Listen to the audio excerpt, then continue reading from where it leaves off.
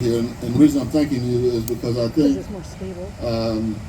It is important, in fact, it is critically important that we continue to send out messages. And for those who might not really get the totality of what we're doing, before we started having all of these rallies around the country, and for those of us who work and live in Washington, we started about 4 weeks ago when they tried to arrest me and Maxine Waters at the Department of Housing and Urban Development. By the way, I had chaired the committee that oversees the Department of Housing and Urban Development.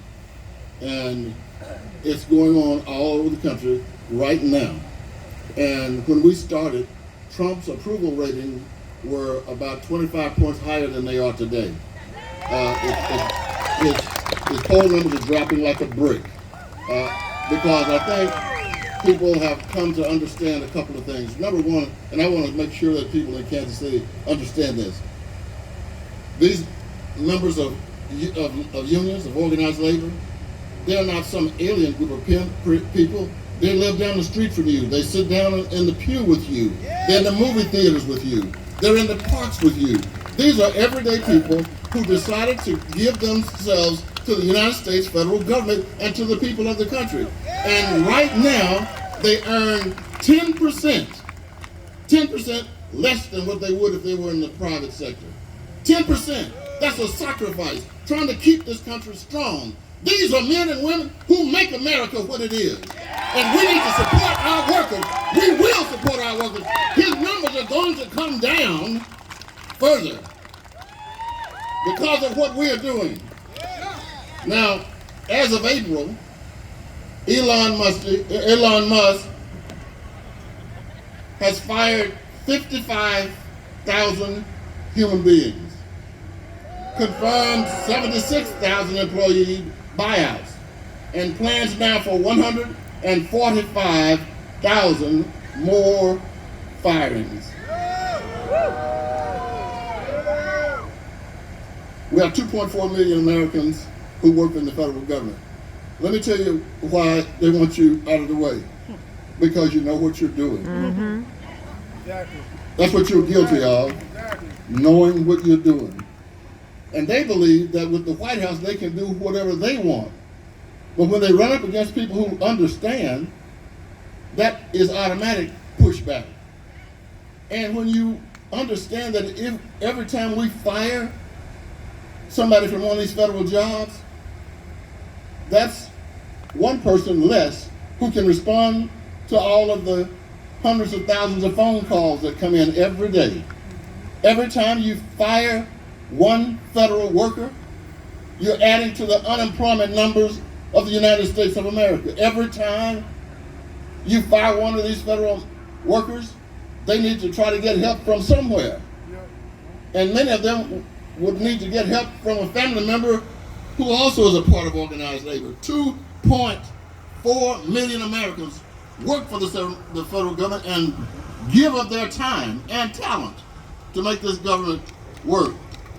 And they're talking about a suspension of habeas corpus, which means they want to essentially say you have no rights. If we want to put you in jail, we can put you in jail. No. Hell no. Now, Hell no. Hell no. yeah, that's right, right? Hell no. Yeah, say it loud. I don't. You just say that word, but say it again, just for being clear. Hell no. Hell no. Thank you. I appreciate it very much. Look, we gather here because if we do not speak out and resist, it means that we are cooperating Yes. with our own demise. We're cooperating with indecency. Yes. So we have to stand up. Some of you heard me say before, Howard Thurman said that even a worm will wiggle if you step on it. We've been stepped on. Let's practice the wiggle. Wherever you are, let's practice the wiggle. Wiggle again. Wiggle. Even a worm will wiggle. So people are wiggling all over the United States because they're trying to step on us every single day. They're trying to single day. What they don't know is while they're trying to kick us to the curb, they're standing on one leg. And that's where we come in.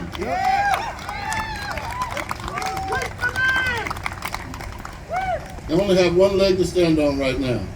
And we are winning. We have filed over 140 lawsuits.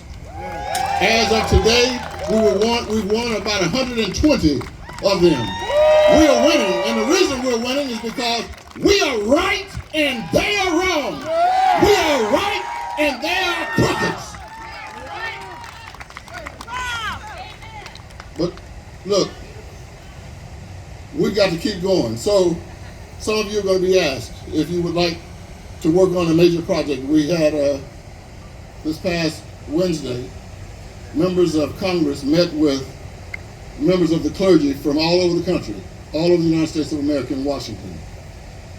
We are planning all kinds of activities around the country, including a march on Wall Street in August.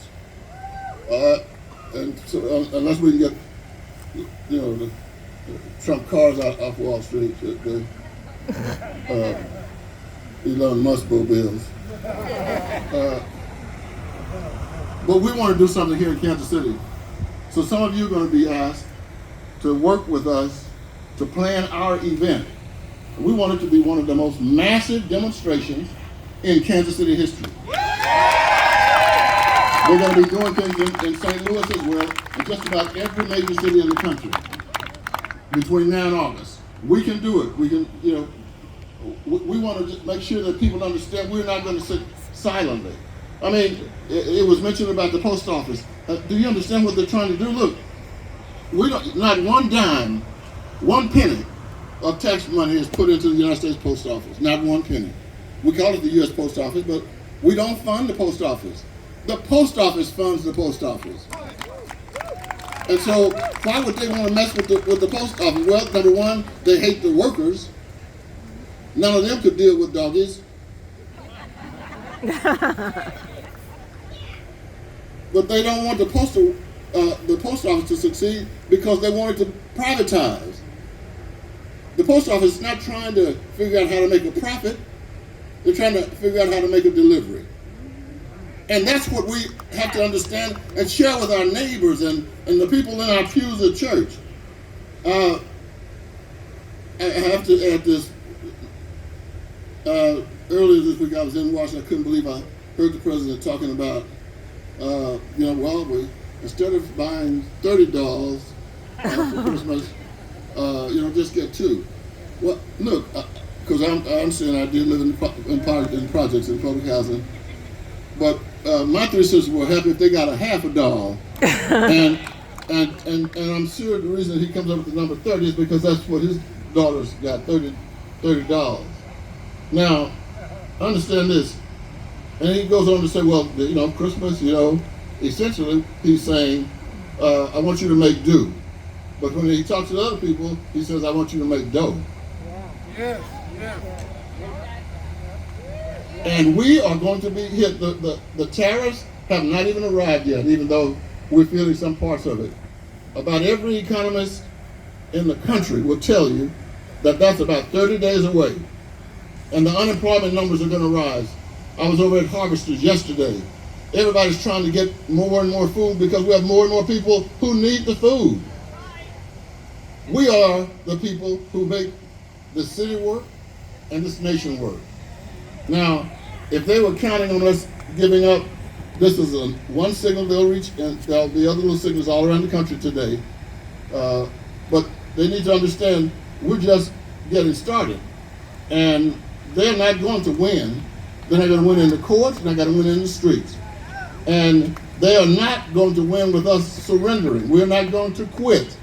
We're going to work and work and work, and then we're going to send the message to Washington. And they're going to be calling us the pesky demonstrators. And that's fine, that's a crown. We are the ones who are going to turn this place around, because our children and their children will look back on this era and read about it in their history books, and they want to know 2 things. Number one, how did this happen? But number 2, and most importantly, what were you doing when all of these things were falling on the people of the United States? Did you help out and resist?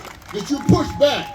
And the answer for those of us here and more people around our community is that we pushed back. We stood up Even in the heat of a summer day, we are going to win, and everybody needs to have in your heart, we are going to win because we are right and just, and everything that's right and just ultimately wins.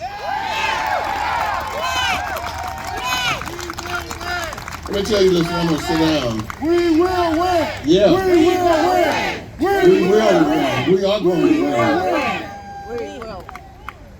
Andrew Jackson, who became a great general and a president, his friends had gathered and they were talking about how in the world did Andy become a great general and a president. And somebody said, well, yeah, that is right, he did do all of that, and we don't understand how he made it. And he said, well, there's a friend named Jim Brown who lived down the street from Andy. And if they got into a wrestling match, Jim Brown could just throw Andy all around. But comes the fourth round that they would wrestle, Andy would win. And so one of the friends stood up and said, well, what in the world are you talking about? If Jim Brown threw Andy 3 times, and Andy wins the fourth and wins everything, that makes no sense. He said, oh, you didn't understand. Jim Brown would throw Andy, but Andy, who couldn't beat Jim Brown under normal circumstances, wouldn't stay thrown. He said every time Jim would throw him down, up comes Andy.